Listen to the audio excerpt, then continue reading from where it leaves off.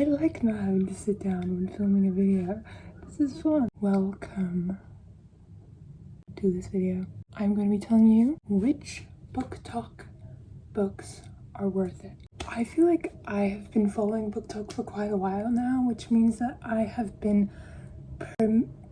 provoked to read a lot of the books that are very popular on there. Sometimes it's just like you see a book and maybe it's not necessarily the kind of book that you would read, but you're like, it's really popular, so I'm really curious. I want to see what it's about. So I've read quite a few, okay? Now, if you're watching this video, maybe you haven't really read that many books.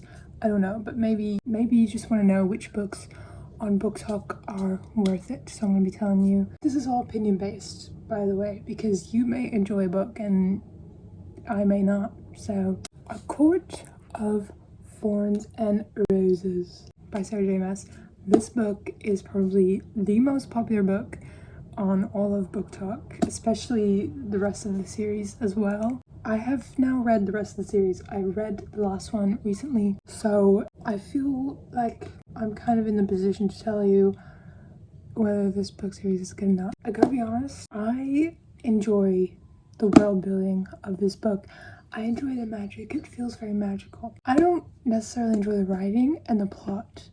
So if those are things that are important to you, I would say you might not enjoy it. I mean, you might, but personally, I don't know. It kind of lacks in that area to me. Like, some of the villains aren't introduced until the end of the book and you don't really care, and it's just kind of how it goes. But I feel like if you, the characters, you kind of start to like them. There's some romance if you like romance, and like I said, it does feel very magical. The world that she creates, it is enjoyable, so you might enjoy that if you enjoy those aspects. Personally, I think I semi-enjoyed it, but you know what, whatever. And then next, I'm just gonna follow up with Throne of Glass. Now, I'm not that valid to talk about this series because I have not read the entire series. I've read 4 books in the series, I think. This is like the first one. And again, I have the same feelings about A Court of Thorns and Roses because same author, as you can see. The characters I enjoy, the world is fine, but the actual plot, you're kind of following an assassin, but you don't really see her being the assassin-y. But there are other books like Assassin's Blade where you see that a little bit more, but I don't know. You kind of introduce on the plot, on like the blurb, that it's gonna be about this assassin, it's gonna be deadly, and then you read the book and it's like she is just like eating cake and frolicking in a castle the whole time. It's a bit misleading, but the other books that I read in the series I did not enjoy as much because they just went on for too long. There was nothing happening. We could have cut out 300 pages. Anyway, do I recommend? Not necessarily, but some people love these books, so what can I freaking say? Next, this book. This book has taken over the world. I actually found this book in a street library. You know those little boxes, things with books, you can just take them, borrow them. That's where I got this book from. A lot of people have negative opinions of this book because of the writing. Now again, it's kind of like Court of Thorns and Roses. If you really value good writing, I would suggest not not this book for you, maybe. A lot of the writing is cringe. A lot of it is, I want to climb him like a tree. Ew. It's gross. Don't read it for that. Also, I did not enjoy the romance, and the romance is like a big part of these books. However, I still gave this book 5 stars. Even despite that.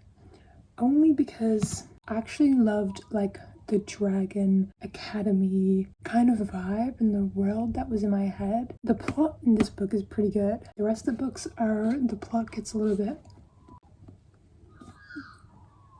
I don't even know. But if you like dragons, if you like academy style books, I think you will enjoy this book, because I did. The romance, the writing, not my favorite, but some people love the romance, so it's just opinions. But I do enjoy this book, and I will be reading the next one. Cool Prince. by Holly Black, also extremely popular. But this book, I have mixed opinions on this book. Apparently, like every other book that I read, this is a very popular book. It's kind of about a girl who, what's in my hair right now? What the heck? Yeah, it's kind of about like the Fae world. I'm not that big of a fan of like the whole Fae thing. Maybe I just haven't read a good book that has Fae in it, but this book has much better writing. I think the plot is better than like A Court of Thorns and Roses and Fourth Ring. I feel like there was something that just didn't fully grab me into this series, but I still enjoyed it. I think it was probably a 3 or 4 stars. Obviously, a lot of these books are fantasy. I mostly read fantasy, so I don't even... There's probably some other... I'll find some other books that are not fantasy, but this book is good. I recommend it. Did I really get into it in the series? Not really, but that's just me. That's just me. Now, let's talk about a book that I will actually fully recommend. The birds are crazy this morning. If you can hear it, it's just like an ambulance. Just accept it. This book is like a dystopian YA. It really gives me like the vibes of Hunger Games, Maze Runner, Divergent, like when those books were really popping off. That kind of era is what this book reminds me of, and I think that's why I love it, because it's just so reminiscent of that 2010s dystopian. I love it. The romance in this book is actually very good. Like with the Cool Prince, wasn't that into the romance. Fourth Ring, Ace of Tar, didn't really care. This book, the romance is good. It's very good. And there's other books in the series, and they're really good as well. I'm reading this book, which is I guess the latest one in the series, and it's really good as well. And it's not even just the romance, the characters are just funny. Kenji, if you read the book Kenji, I love Kenji. Like, the characters are great. I like the dystopian world, and the romance is great. So what more could you really ask for? Let's switch it up a little bit here and go with a completely different book. The Secret History by Donna Tartt. This book is very different from the other books mentioned in this video. Not fantasy or dystopian, it's very much like, I guess, literary fiction. It's kind of like, yeah, I guess literary fiction. But if you're on booktok, you probably know this is like the most dark academia book that's out there. I really enjoyed it, actually. I was kind of scared that I was going to think it was a little bit slow or boring, but it was not. It was good. The writing is great. The story is interesting. It's very intriguing. The elite characters, the academic setting, it's all very intriguing. If you enjoy good writing, you'll enjoy this book. If you're more of like a romance, fun reader, probably not for you, but... And a book that's actually very similar is A Little Life by Hanya Yanagara. I think that's how you say her name.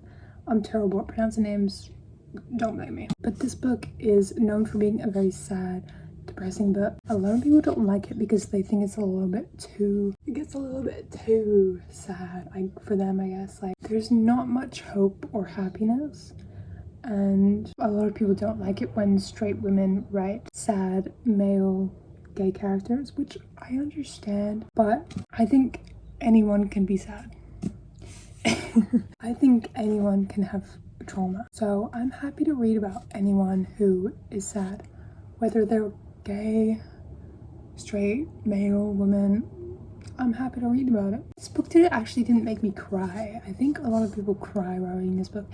I'm not a big crier, so maybe I'm just dead inside. I can't remember the last time I cried, I'm not gonna lie. I think I wanted to yesterday at work. Yeah, I actually love this book. I gave it 5 stars. I enjoyed it. It's set in New York, and I love New York. It's about like these 4 men and their friendships. There's a little bit of romance between 2 of them. I like reading sad books, so I think I kind of just enjoyed that. Maybe some people won't, but I don't know. I just really enjoyed it. I just really did. I recommend. Going back to the fantasy sort of YA romance genre, we have Powerless by Lauren Roberts. Listen, you're not gonna like what I have to say about this. Actually, you know what? This book wasn't all bad. To be fair, this book is very reminiscent to The Hunger Games, and I absolutely love The Hunger Games, so anything that reminds me of The Hunger Games, I'm gonna enjoy. Is it a little bit too similar to The Hunger Games? Is it potentially copied? Yes.